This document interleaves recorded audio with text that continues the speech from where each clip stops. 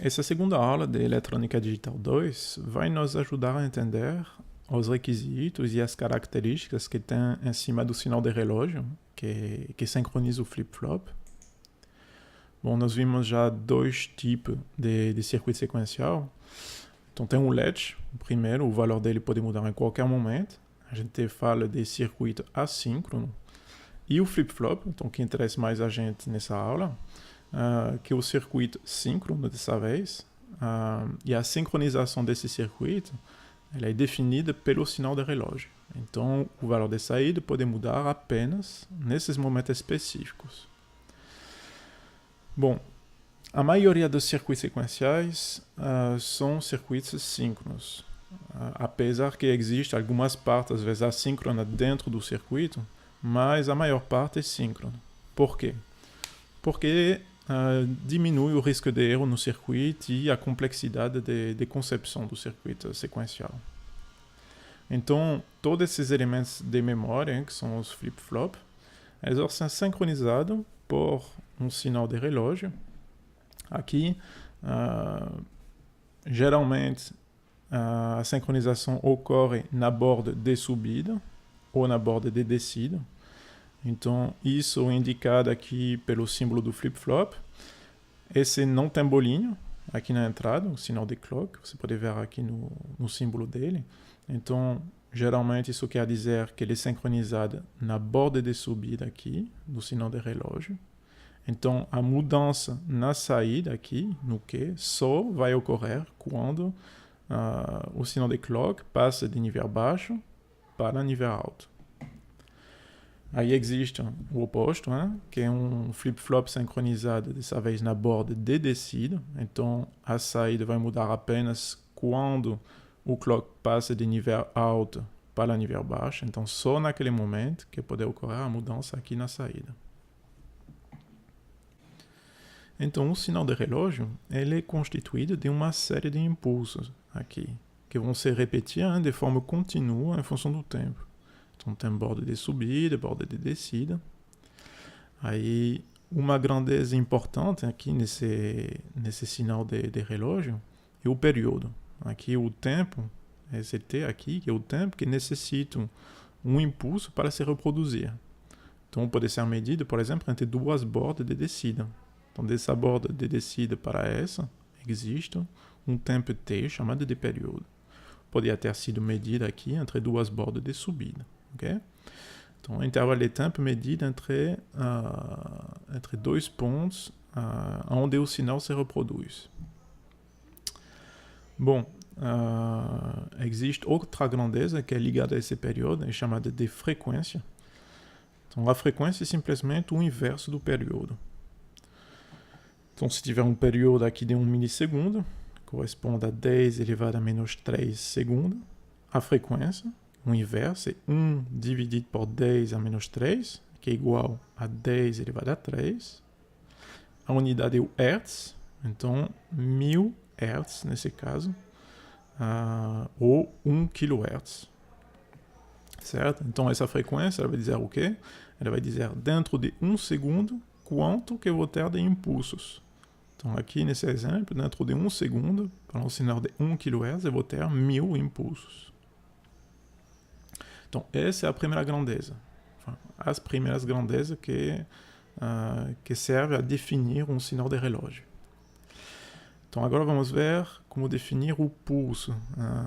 O pulso mesmo aqui, ele tem outras grandezas para definir, que são o tempo de subida, tempo de descida e duração do impulso. Então, aqui é um pulso. Okay? Então, a duração do impulso é simplesmente o tempo qual ele vai ficar em nível alto. Então, como que ele é medido? A gente vai começar a medição do tempo quando o sinal passa por 50% do valor dele. Então, se o valor max aqui, por exemplo, for de 5 volts, significa que a gente vai começar a cronometragem aqui dessa duração quando o sinal passa por 2,5 volts.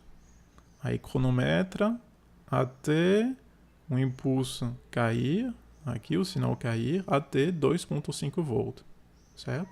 Então, o tempo que existe aqui entre nesse intervalo aqui é chamado de duração do impulso. Outro tempo muito importante para definir um impulso é o tempo de subida.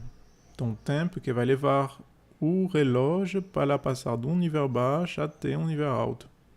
Ele é medido entre os valores de 10% até 90% do valor do sinal. Num sinal de 5 volts, seria 500 mV aqui e 4.5 volts aqui. Então, a gente vai cronometrar aqui desse ponto até esse para dar o tempo de subida. E o tempo de descida é parecido ao tempo de subida, a medição desse tempo aqui, só que dessa vez a gente vai medir o sinal passando de um nível alto até um nível baixo, certo? Bom, o impulso, a gente pode chamar de um impulso positivo, quando tem o sinal que vai passar para um nível alto para descer de volta para um nível baixo, ou um impulso negativo, aqui nesse caso, está em nível alto, aí desce para um nível baixo, sobe de novo, é chamado de um impulso negativo. Então aqui a gente tem tudo o que é preciso para descrever um sinal de relógio. Então um flip-flop, esse circuito aqui, ele não é um circuito ideal. Então, significa que ele tem uma velocidade limitada. Ele precisa de tempo para poder carregar, descarregar algumas capacitâncias parasitas aqui, internas ao circuito. Então, para garantir o funcionamento dele, é necessário introduzir alguns tempos, que são chamados de tempo de setup, configuração, o tempo de hold, de manutenção, certo? O que são esses tempos aqui? É um intervalo de tempo que vai ter entre a última mudança aqui do sinal de controle e a chegada de uma borda de subida aqui do clock. Então, tem que garantir que esse tempo aqui, esse intervalo entre os dois, é suficiente para que o flip-flop aqui tenha carregado, seja internamente configurado para receber o clock, certo? Então, que os sinais de controle aqui chegassem a definir o estado interno aqui do flip-flop antes de chegar à borda de subida do clock. Então, esse tempo que é necessário aqui para poder configurar o flip-flop aqui é chamado de tempo de setup, o tempo de configuração. Aí existe o pendente dele, que é o tempo de manutenção. Então, esse tempo é o quê? Quando tiver uma transição aqui, uma nova borda de subida no clock, eu preciso garantir que quando acontecer a borda de subida, não vai ter mudança aqui nos sinais de controle durante um certo tempo, ok? Para não modificar o estado interno do flip-flop no momento da transição, no momento que justamente ele vai modificar todos os estados lógicos internos. Então, esse tempo aqui é chamado de tempo de manutenção, tempo de hold. Então, se a gente garante que esses dois tempos foram respeitados, a gente já sabe que no seu flip-flop normalmente vai funcionar de forma adequada. Ok? Então, aqui tem um exemplo. Se não respeitar o tempo de setup, aqui esse TSU, ou seja, a gente tem o sinal de configuração, sinal D, aqui que chega no seu flip-flop, passa de nível baixo a nível alto.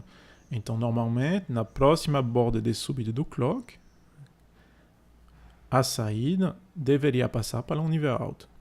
Bom, mas o problema aqui é que esse sinal de clock ele chegou muito rápido, certo? Então, normalmente, o tempo de setup do flip-flop é esse. Então, significa que ou o sinal de configuração deveria ter chegado antes, aqui, ou o sinal de clock deveria ter chegado depois para deixar um intervalo suficiente, que é esse tempo de setup. Bom, aqui não foi o caso. Então, pode acontecer tudo, na verdade. Aqui tem 4 possibilidades, A, B, C e D. A primeira possibilidade é que o sinal de configuração aqui do flip-flop, o sinal de controle do flip-flop, não conseguiu modificar finalmente o estado interno do flip-flop até chegar ao clock. não modificou nada, então para o flip-flop é como se tivesse ficado D igual a 0 quando chega à borda de subida, certo? Então a saída permanece em 0. Segunda possibilidade, aqui, o D começou a modificar aqui o estado interno do flip-flop, certo? Mas não conseguia terminar. Então a saída tenta passar para o nível alto, mas não foi suficiente, aí volta para o nível baixo. Terceira possibilidade, dessa vez, modificou o estado interno, vamos dizer, a 70%, mas não conseguiu terminar. Mesmo assim, foi suficiente ainda para o flip-flop determinar realmente que o D tinha mudado, tinha passado para o nível alto, antes da borda de subida chegar. Então, o sinal vai subir de forma um pouco caótica aqui, mas vai chegar ao estado final, que é o nível alto. E a última possibilidade aqui é que, bom, dessa vez teve sorte, o sinal de configuração UD conseguiu realmente modificar o estado interno do flip-flop antes da borda de subida chegar. Então, o flip-flop tem um funcionamento normal e ele vai subir de nível baixo para nível alto. Bom, isso é para mostrar que a gente não quer uma coisa incerta, a gente quer garantir o funcionamento do flip-flop, então para isso tem que garantir esses dois tempos, que são o tempo de setup e o tempo de manutenção. Vamos ver agora o funcionamento do flip-flop SR. Então esse flip-flop SR tem um funcionamento muito parecido ao latch SR, a única diferença é que tem esse sinal de clock aqui, de sincronização, ou pode estar sensível à borda de subida nesse caso, não tem uma bolinha, ou pode estar sensível à borda de descida. O latch SR que vimos anteriormente era ativo a nível baixo. Esse daqui é ativo a nível alto. Você pode ver aqui na entrada S e R não estão ligados, não tem bolinha aqui na entrada do latch. Então a tabela da verdade deles vai ser finalmente a inversa do latch que vimos na aula anterior. Então o set vai acontecer quando o sinal S está em nível alto, aqui, e acontecer uma borda de subida aqui nesse clock, aí o flip-flop está setado, ok? A saída vai para o nível 1. Resetado quando o R vai para o nível 1 e acontece uma borda de subida. E o estado de memorização agora é o 00, ok? Então acontece uma borda de subida, não tem mudança na saída. O estado a evitar é esse daqui, SR igual a 1 aos dois, então tentar ativar ao mesmo tempo o set e o reset. É para evitar.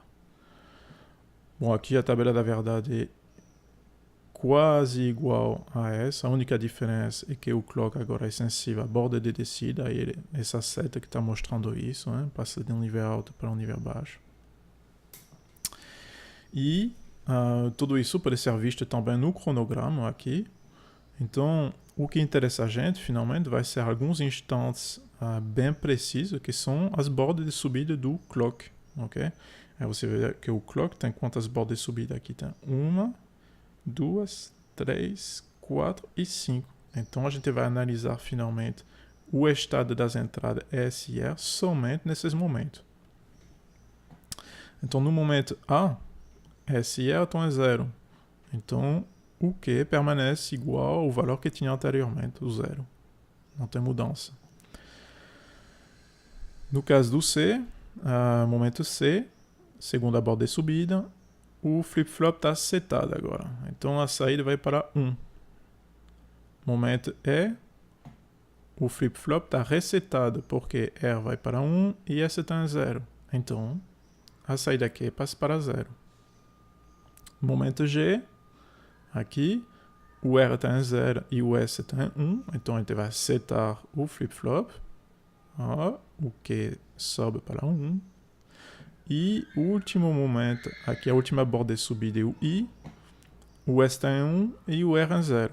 Então, de novo, a gente está setando o flip-flop, então ele permanece em 1. Bem, vamos ver agora o funcionamento interno do flip-flop. Você tem um esquema dele aqui. Ele é constituído de um latch RS, aqui, feito de duas portas nele, ok? Que a gente já viu anteriormente. E tem a mais essas duas portas nele. Então, qual é a função dessas duas portas nele? Finalmente são chaves. Então, se o sinal de clock for em nível baixo, 0, eu estou impondo um nível alto na saída da NAND aqui. Então, nível alto para esse latch aqui significa que estou memorizando a saída. Então, o que não vai mudar enquanto o clock for em nível baixo, certo? Então, finalmente, o S e o R estão inativos, né? Enquanto o clock for em nível baixo. Aí, o S e o R vão entrar aqui na jogada quando o sinal clock vai para um nível alto. Por quê? Porque aqui, a nível alto, significa aqui que estou colocando uma entrada neutra, né, para essas duas entradas. Então, quem vai decidir do nível de saída agora é o S e o R. Então, que vão resetar ou setar o flip-flop. Então, vamos ver agora qual é a função desse detetor aqui de borda. Bom, nós vimos que a gente deseja aqui que o flip-flop ele seja sensível à borda de subida ou à borda de descida do clock. Mas, por enquanto, ele está sensível somente ao nível alto do clock. Então, enquanto o clock permanece em nível alto, o S e o R vão estar ativos. Aí, como garantir justamente que esse clock ele controla o flip-flop somente na borda de subida ou de descida? Aí tem que colocar esse circuito aqui, que vai detectar somente a borda. Então, o clock agora, ele vai estar transformado nesse sinal. É um impulso muito curto, que vai acontecer quando? Ou na borda de subida, ou na borda de descida, dependendo de como ele é feito, né, finalmente. Aí tem essas duas formas de fazer aqui. Isso, esse circuito aqui, é o detetor de borda, que está aqui dentro. Certo? É simples. Uma porta inversora, uma porta AND. Qual é a função da porta inversora? Introduzir um atraso. Então você pode ver aqui, o sinal de clock entra na porta inversora, ele vai estar invertido, mas com um pequeno atraso aqui, certo? Então, esses dois sinais, que é o clock invertido com atraso e o sinal de clock, vão entrar na porta I. Qual é o resultado disso? 0 e 1. 0. 1 e 1, porque aqui o clock ainda não teve tempo de passar pelo nível baixo. Vai dar 1 aqui na saída. Aí depois o clock passa pelo nível baixo, então a saída aqui volta para o nível baixo e permanece em nível baixo até o fim, porque sempre tem um dos dois sinais, ou esse de cima, que vai estar em nível baixo.